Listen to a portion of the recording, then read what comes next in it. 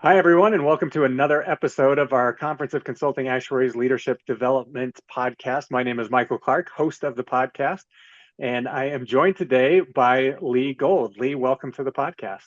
Great to be with you, Michael. Well, this one's a fun one for me, and we'll get into that as to why in just a minute. But I want to give everyone a little bit of an intro to Lee. I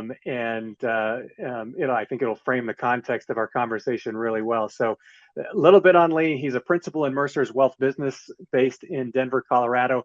I like this. I pulled this from his LinkedIn page.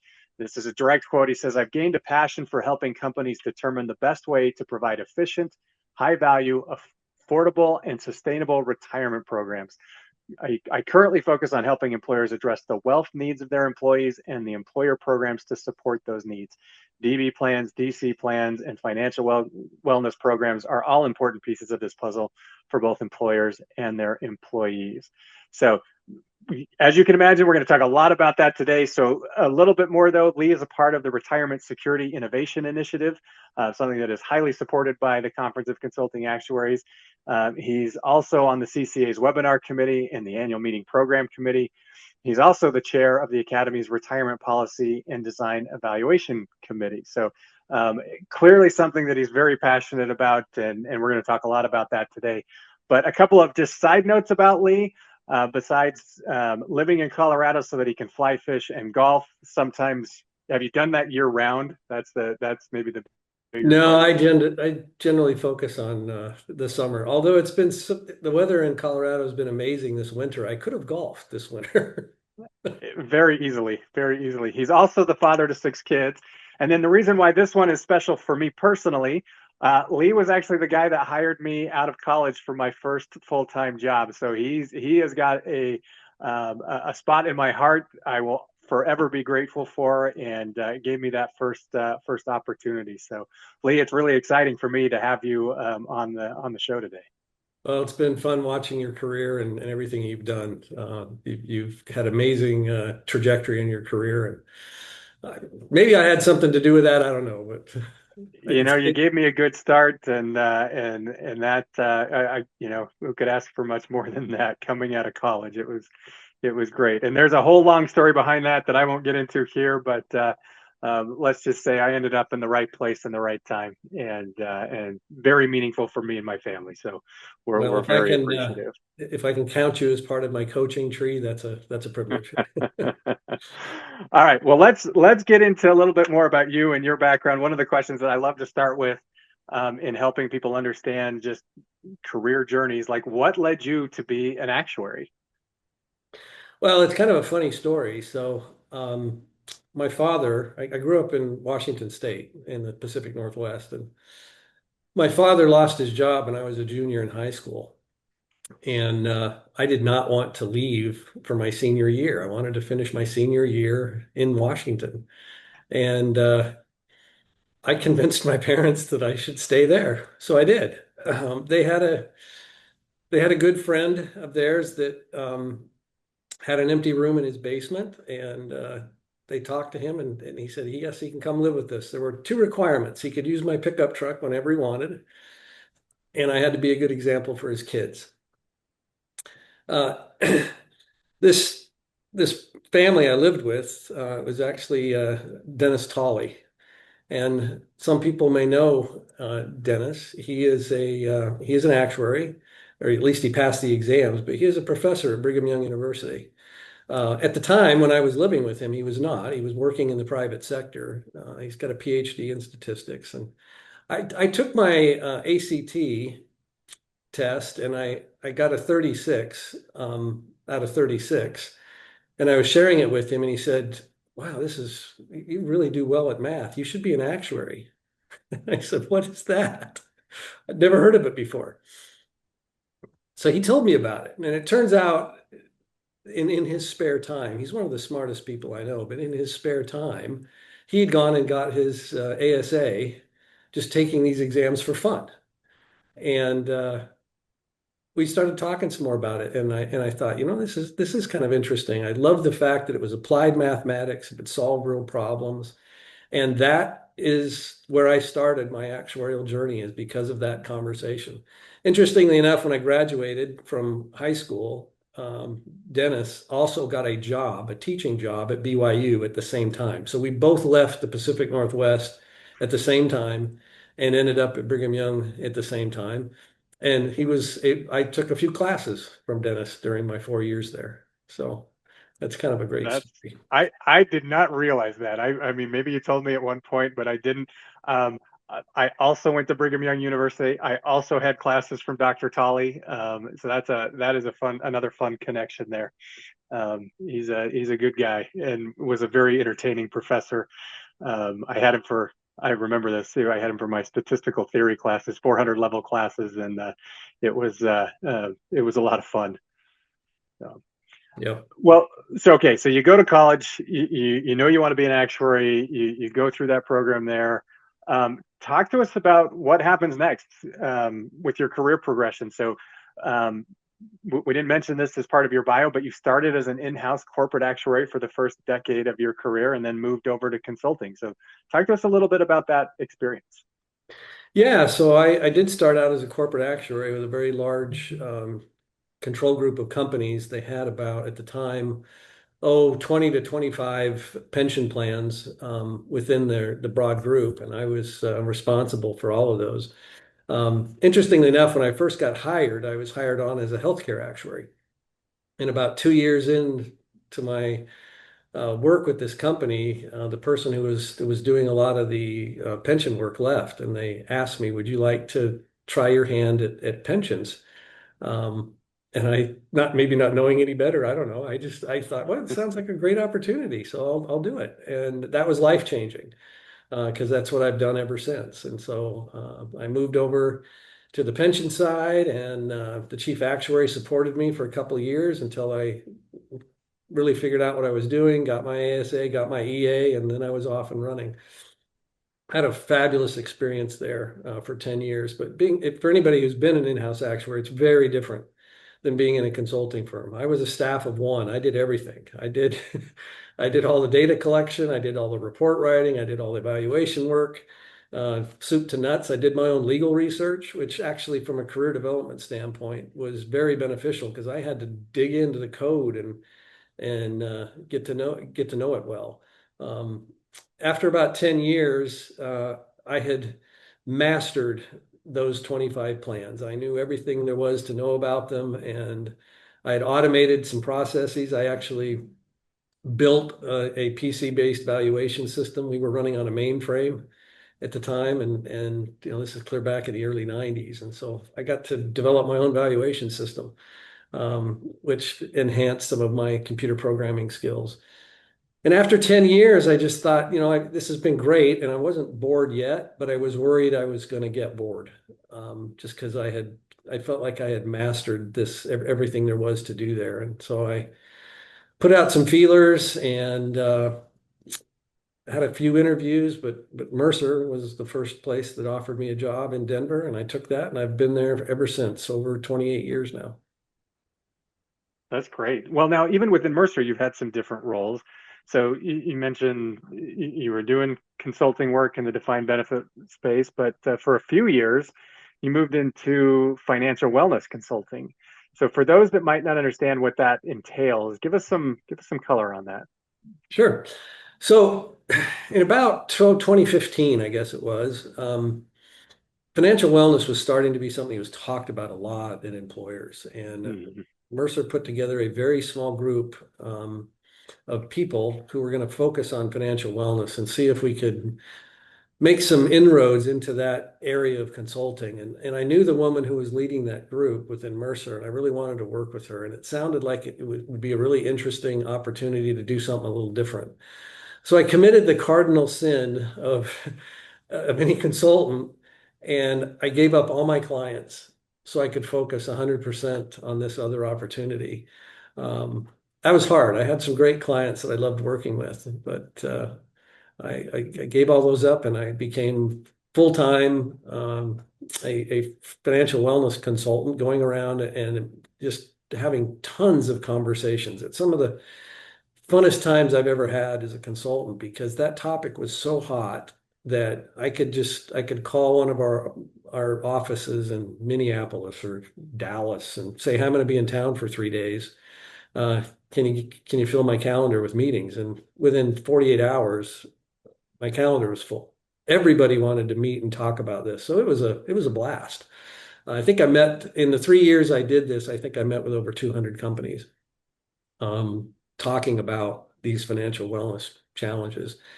And I gained a real passion for that topic. And it's because I feel like retirement security and financial wellness while you're working, they're all connected. You're not going to be able to prepare for retirement, to save the amount that you need for retirement. If you're when you're in your 20s and 30s and or 40s, if your personal financial situation is a mess. And so to the extent that companies are able to help employees in those working years to be better at budgeting, to be better at debt management, to be better at increasing their credit scores, um, get good at saving, even if it's just a little bit, making sure that employees have the right types of insurance to protect them. There's just that financial wellness includes everything, including retirement. Retirement's a big one, but there's a lot of other facets to it.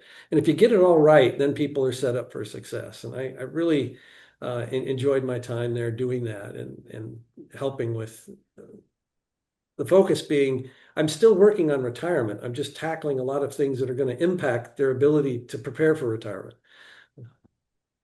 Yeah, which is really interesting. And I mean, you mentioned that, and I remember this, right? That this was a very hot topic. You couldn't go to a conference without this being addressed. Um, do you feel like that same fire is out there today, or has that waned? That's a good question. I think it's a mixed bag. Um, One of the challenges we had, and why I eventually came back into to pension consulting, was that everybody wanted to talk about it, but there wasn't any companies had not set aside any budget dollars to do anything, and so we had lots of great conversations, but that's about where it stopped. And I think it over the last, I mean, it's been 10 years now since I was doing that. And I do think that some companies have set aside money uh, to address these issues, but certainly not all. Healthcare is it's just like a big vacuum. It just sucks up dollars. It can even, Hmm. and it sucks it away from a lot of other things that would be good to do. Everybody knows companies have limitations of the amount they can spend. There's no shortage of good ideas. There's no shortage of good benefits you could provide, and you have to prioritize somewhere. And for many companies, it's difficult to provide extra to find extra money to focus Hmm. on financial wellness. So I would say that there are some companies that certainly have crossed over that. They're committed. They've set some money aside. Others probably would like to, but their base benefits are just taking up all of their benefits budget, and they just don't have a lot left. Interesting. That'll be an interesting one to watch to see how that. I mean, the reason I think why you what you mentioned you're passionate about it is because it's helping people get to a point where they can successfully retire. And if this is going to be a roadblock for companies that don't adopt some sort of financial wellness program or plan. Yep. So you mentioned so you did this financial wellness role full time, but now we're back into traditional consulting. Uh, Did you get your clients back? I did not, although at least not all of them. But interesting enough, we had when I came back over the years, there's been some turnover on some of the clients I used to work on, and so I was sort of the natural selection maybe to fill in because in some cases I still knew people, I knew their plans well, so I am working again with some of my previous clients. How funny. All right, but I want to talk through just a little bit more, just to help people that might be having similar ideas of, hey, I want to try something else out. How scary was it going from that traditional consulting work into full-time financial wellness consulting and then back to what you're doing now? Yeah, it was when I moved over, I wasn't scared. I was excited about it. And I came to I came to become very passionate about the topic, and I just had a great experience. But re-entering the consulting field after doing that, that part was scary because I had to rebuild my book. Um, there wasn't, when I came back, it wasn't like there was just this whole book of businesses waiting for a lead consultant. So Mhm. I had to go out and dig up more work. And that part that was a challenge. It took probably, for me to get fully utilized again after I came back, it was probably a 3 or 4 year process for me to really get back in the groove like I was before. So that was challenging for sure. Is there anything, when you think back on that, anything you would have done differently, knowing what you know now?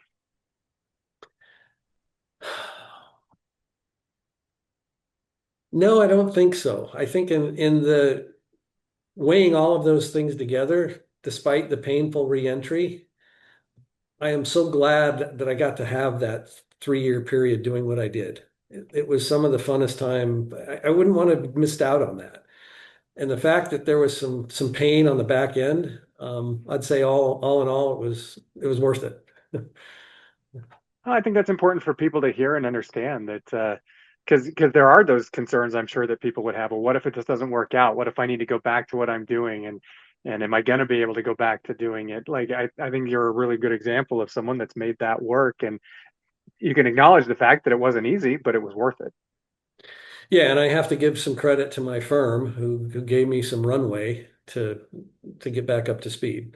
Hmm. Everybody was aware that, you know, I was coming back and wanting to kind of rejoin the core pension consulting team, and there wasn't a lot for me to do initially. So my company was very supportive, and I think that's an important element of doing something like this is you've got to have uh, you got to have people that are backing you and are in there with you and are going to help you get through it.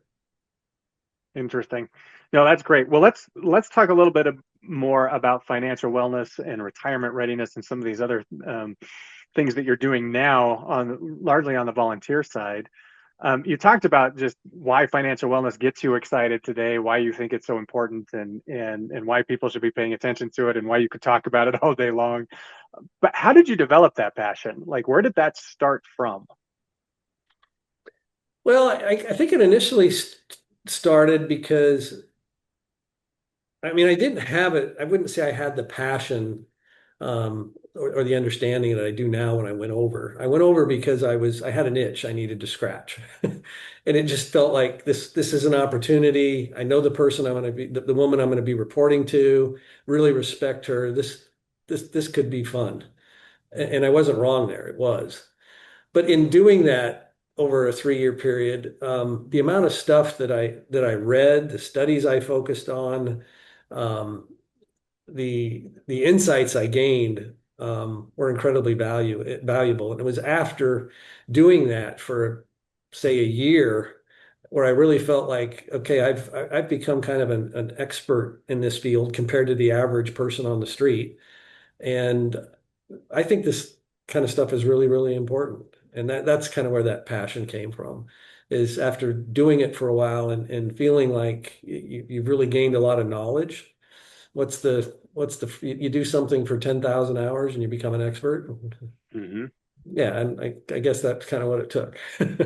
Lots of Well, hours being focused on that stuff. yeah, well, let's talk about some of the work you've been doing lately, especially in the retirement readiness side of financial wellness, specifically with the Retirement Security Innovation Initiative. Mentioned something that the CCA has been highly supportive of, the Academy's Retirement Policy and Design Evaluation Committee. What are each of these groups focused on? What are they trying to accomplish? Give people that might not be familiar with them, give us a little bit of context. Sure. So they are different and they're focused on different things. So the Retirement Policy and Design Evaluation Committee, or RPAID, is an academy committee, and it reports to the Retirement Practice Council. The Retirement Practice Council of the Academy is kind of the leadership element, and then there's several committees that come off of that. And RPAID is one of those, and I chair that committee. We we look at policies that are out there and evaluate them. Now, what does that mean in practice? Well, as an example, we will look at if a big piece of legislation like Secure 2.0, we might issue an issue brief talking about some of the elements in there. We've done what we call an ages assessment. So we will assess a country's retirement system or retirement program across a variety of factors. We're doing that right now for the CAP plan in Canada. Just looking at the way that plan operates and then providing sort of an independent, unbiased view of this is how it works, and these are the things that work well. These things may be challenges, and doing that type of an assessment. Well, so why? Let me ask this: like, what's the end goal that the academy is trying to accomplish by doing this? Like, what do we get? Whether that's we as people in the U.S. or people that are academy members, like, what do we get out of this group doing these evaluations of these different systems? Yeah, the Academy's goal is to be an unbiased place where people can go for information without an agenda. Mm-hmm. Certainly politicians, they've got their talking points, and they will use their talking points to push a piece of legislation that they're in favor of. We provide at the Academy, on that committee, our goal is to provide a comprehensive view. Maybe some of the things that the politicians are touting are good. There's no doubt that may Mm-hmm. be true, but is it the full picture? And we try to paint the full picture, so people reading an issue brief on a particular topic can feel like they've got uh, a broad view of what's going on and not just a more narrow view. So when you're looking at these systems in other countries, is it with the eye towards helping a policymaker or a legislator understand the pros and cons of how different structures work and how they might want to adapt or adopt some similar features in the U.S. system? Yeah, that could certainly be. We have, when we write these issue briefs, there's obviously multiple audiences that they're being written for, but that could Mm-hmm. definitely be one. Is lawmakers, or probably more likely the staff of lawmakers, Mm-hmm. who might read one of these and come out of that with, wow, there's some really good ideas in there that some others are doing. Maybe we ought to think about how that could apply in the United States, as an example. Interesting. So how do you decide which countries you're going to evaluate? Well, we don't necessarily do much of that in terms of countries. We look at systems. We've done some state systems in the U.S., but the CAP Okay. plan just got so much attention of late, Mm-hmm. um, mainly because of well, uh, when the United Auto Workers went on strike and they demanded their pensions back, they were unsuccessful in the U.S., but they got a pension in Canada, and it's because all three automakers joined the CAP plan. And that's kind of a big notable event. And so we felt like, well, let's do. We haven't done one of these assessments in quite a few years. Let's work on the assessment of the CAP plan. And we're still in the middle of it right now. In fact, I have a call right after this where we're going to dig into that a little bit more. I don't know, don't have a great feel for the timing yet of any paper, but that's just an example of some of the Mm-hmm. things we're doing at the Academy. Interesting. Well, let's switch gears and talk about the Retirement Security Innovation Initiative. This is maybe a newer name that people might not have heard of before, but talk to us about that group, what it is, how it came to be, and what you're trying to accomplish. Yeah, so this one is a lot of fun. I'm having a ball with this one because this is one where we get to we're not just commenting on stuff that's out there already. We're trying to build something new. And this came about sort of a grassroots. There's uh, Josh Shapiro at Groom Law. I credit him with kind of being this germinated in his head that this is something he would like to do. And he gathered a few people to work with him and as it sits right now, there are four of us that are kind of the four-headed monster that's leading this group. But we've got a group of about 20 people from a variety of different backgrounds. We've got actuaries, we've got former Treasury official, we've got former PBGC official, we've got people from the Chamber of Commerce, from ERIC, from AARP, um, from the Pension Rights Center. There's a couple of large employers have representatives on here. We wanted to get a very broad view and lots of different perspectives so that whatever we put together or built would be something that takes into account a lot of different perspectives. And it's a lot of fun. The goal of that group is to rethink the way we do retirement in the US. Uh, and we've had ERISA for 50 plus years now. What have we learned? And we've seen this massive shift away from DB to DC, but what we're also seeing is DC trying to be more like pensions. The whole thing is kind of converging in the middle, and that's where we think we need more than what the laws currently give us, because the laws are designed at the ends, DBDC. If you want to mix some of the features together, how do we do that? And the laws weren't really written that way. So we're not constrained right now in this group with current law. We know we're going to have some law changes to implement some of the things that we want to do. But our goal is to provide a third option. Maybe it's not DB, it's not DC. I don't know if you can even name what it is, but it's not either one of those. It's got elements of both that we think will actually work better and provide more retirement security to individuals. So So is the end goal with this to try to get legislation passed that would facilitate some of these design, I don't know what to call them, design requirements or something like that for this type of an arrangement? absolutely, that is the goal. Our rough timeline right now is to have a formal written proposal available for people to read by the summer, or by midsummer. And then in the third and fourth quarter, efforts to go out to lawmakers and see if we can find some that are willing to support this and take it on and see what we can do. Now, we don't have any rose-colored glasses on. We know it's going to take a while for this to happen, but you got to start somewhere. And with the basic framework that we'll develop and put into our written proposal, we think that we think there's a lot of elements in there that'll be attractive to some lawmakers and deal with some of the things that people are concerned about and that lawmakers are concerned about. And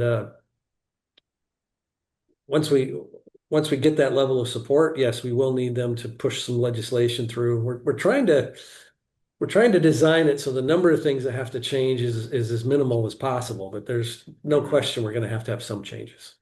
Yeah, yeah, no. Well, and it's interesting too, the group of people that you mentioned, the backgrounds that you've got on this in this group. You've got actuaries, you've got employers. Having the employer perspective is obviously going to be important because if it's one thing to have a great design and a great offering out there, but if it's not attractive for an employer to say, yeah, I would do that, and actually be serious about it, I mean, then you're thinking up your the pie in the sky ideas, but without any practical implementation. Yeah, and without getting into detail, we have two primary objectives of this new design. The first is that it has to be, because we have a voluntary system, employers have to be willing to do it. And employers have spoken. They need predictable costs. So that is one of our primary goals of this new plan is it has to be something with fixed employer costs. The second is that we look at DC plans, which have fixed employer costs, but the employees are struggling with when they retire, they just got this pile of money, and what do I do with it? And we're seeing lots of innovation right now, trying to get lifetime income into DC plans and things like that. That's our second element of this new design is a non a portion of the total benefit has to be taken as lifetime income. Interesting. I mean, this seems fascinating.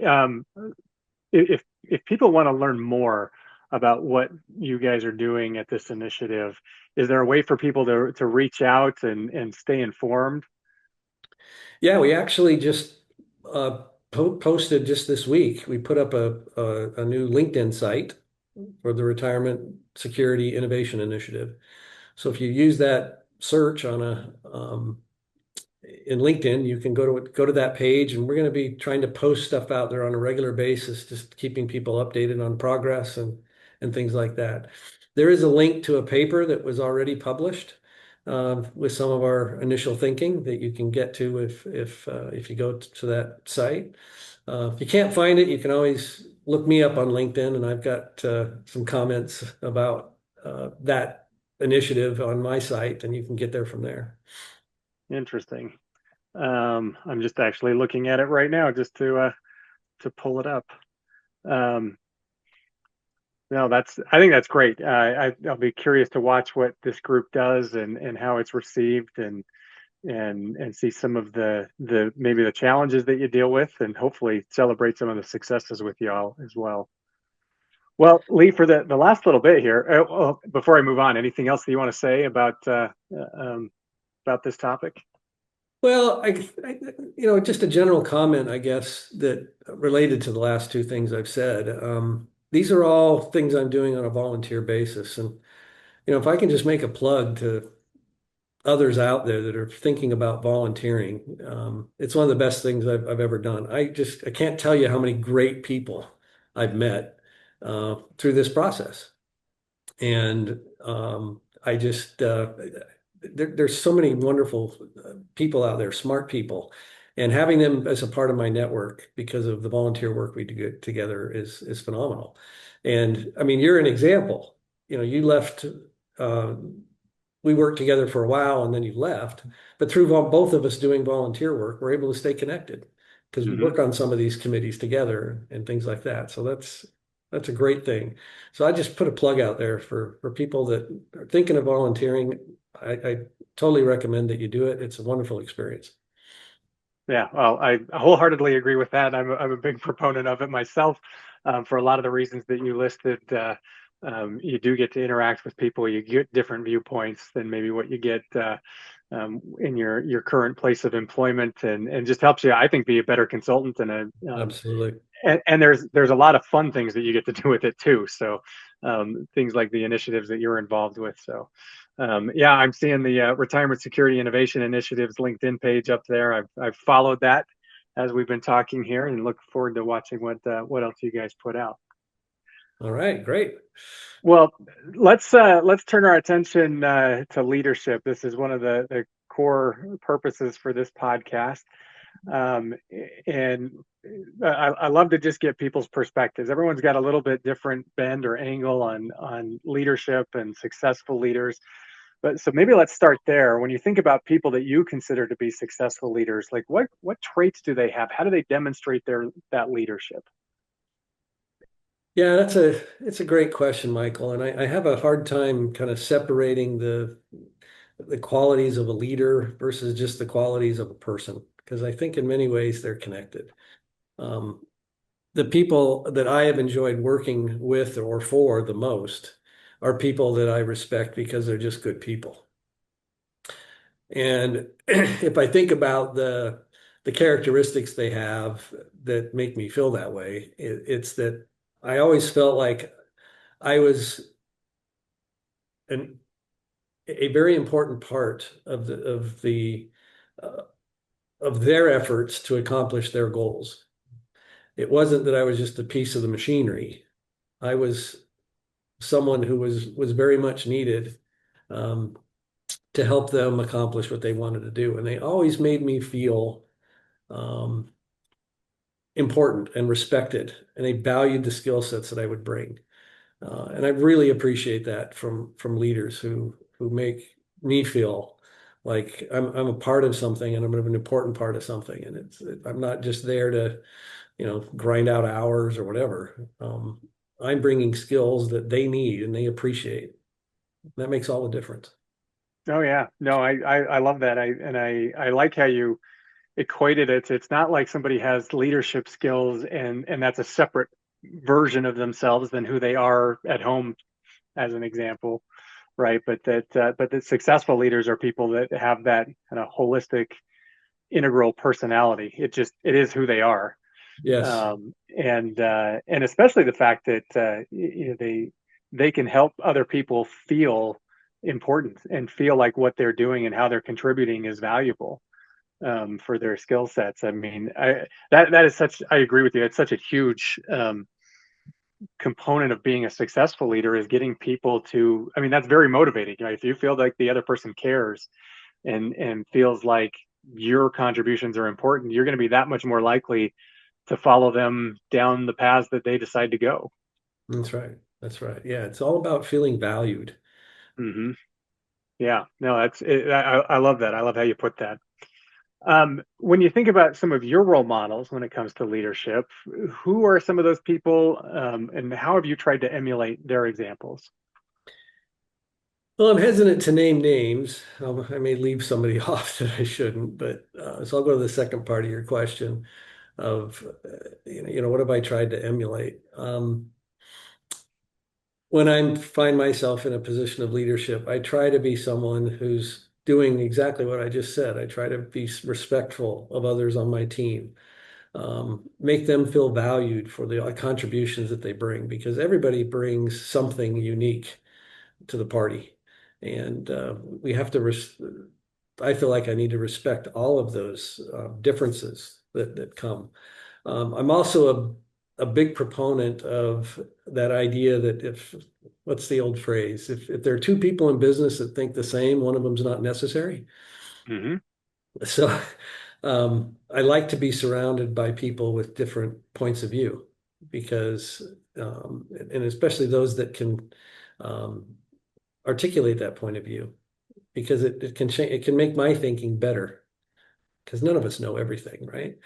Uh, Yeah. so so I try to emulate that in the way I work in a leadership capacity is making sure that people feel valued and respected and that their points of view are wanted. We want to hear it and because everybody's got something unique to share.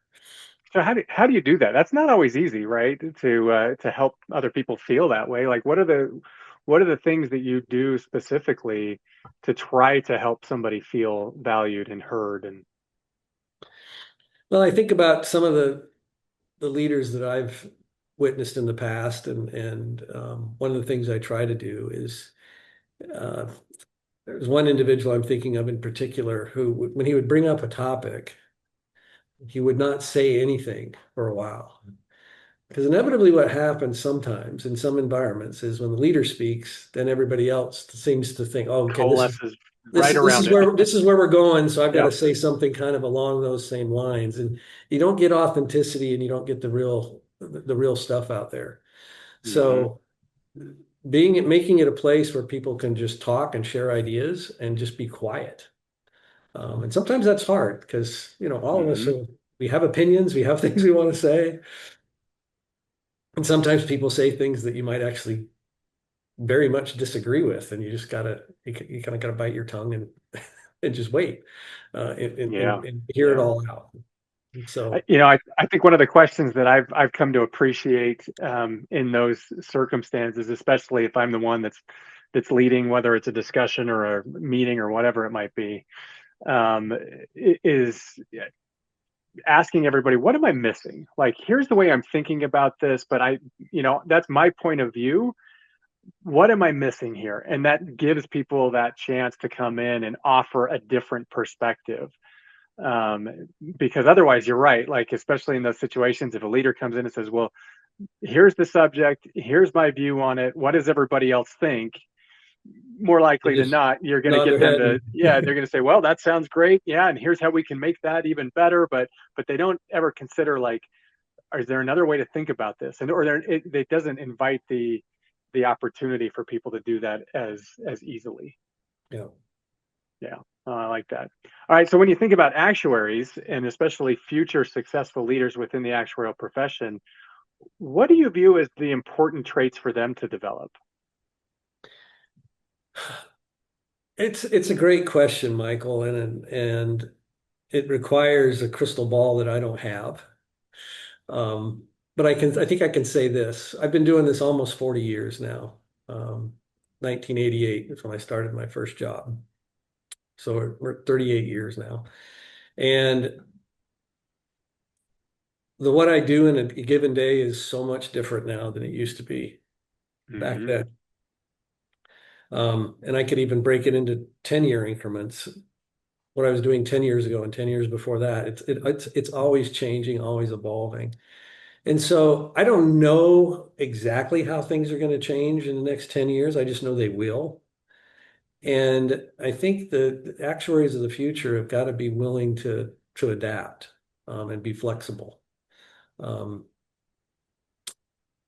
we bring, as actuaries, we have unique skills that we can bring to quantifying risk.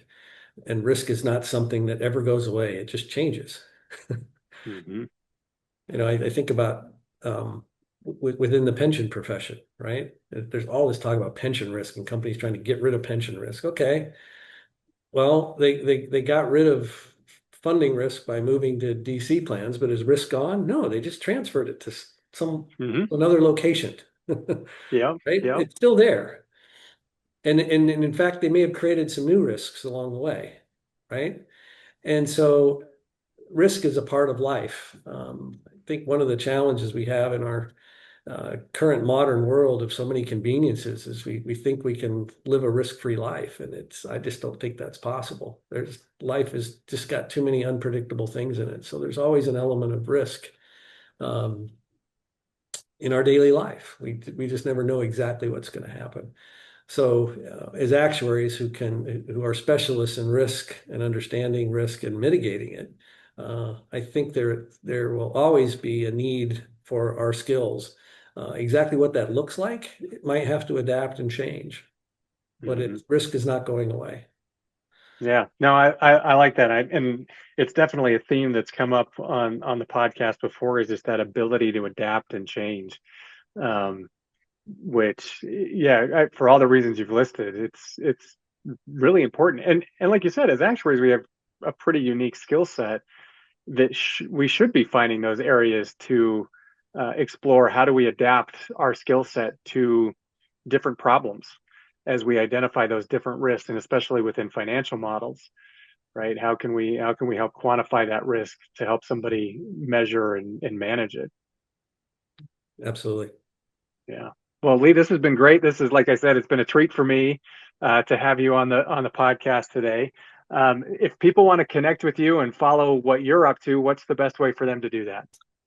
Just find me on LinkedIn. I tend to post fairly regularly out there of some things and that I'm doing, and then the Retirement Security Innovation Initiative. Uh, if you want to know what we're doing, go follow that page, and you'll get periodic updates to follow what we're doing on that front. Excellent. Well, thank you, Lee, for this. And I want to encourage everyone to subscribe and like this podcast to help us share stories like Lee's that can help benefit the actuarial community. As a reminder, the leadership development community of the CCA is open to any actuary. You don't have to be a CCA member to join. All you have to do is reach out to CCA staff and they can help get you set up. I want to thank Shannon Peterson of CCA staff for helping produce today's event. Join us for upcoming CCA events and follow us online on social media and on our website. Thanks again, Lee, and thanks everyone for tuning in. Thanks, Michael. Appreciate it.